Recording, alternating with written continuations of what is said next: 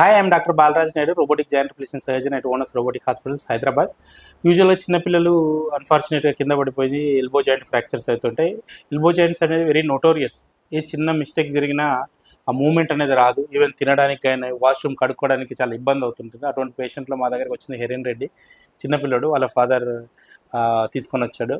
అన్ఫార్చునేట్గా elbow joint ముక్కలు fracture 6 pieces అయింది. Is not able to even bend it.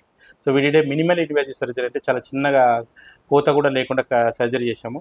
Successful surgery అయింది.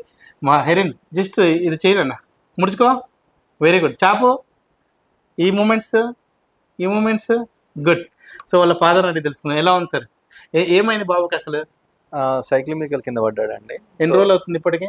45 days అవుతుంది. 45 days అవుతుంది. హాస్పిటల్లో ట్రీట్మెంట్ ఎట్లా ఉంది? ట్రీట్మెంట్ వైజ్ గుడ్ సార్, యాక్చువల్గా ట్రీట్మెంట్ వైజ్, అండ్ స్టాఫ్ కూడా మంచి కోఆపరేటివ్ గా ఉన్నారు. మీ బాబు ట్రీట్మెంట్ ఓవరాల్ కంప్లీట్ అయింది ఈ రోజు తోటి. 45 days టైం ఇస్తే 45 days లో ఎంత పర్సెంటేజ్ రికవర్ అయ్యాడు? మొత్తం ఆల్మోస్ట్ 90% అయిందండి. 90%.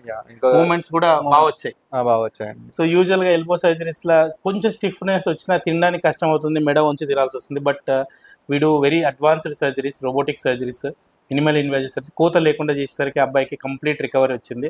సో ఇంకేమైనా మాట్లాడాలనుకుంటారా మీరు? Treatment wise very good sir. You are happy? Happy actually. హెరెన్, హౌ ఆర్ యు నాన్న? You are okay?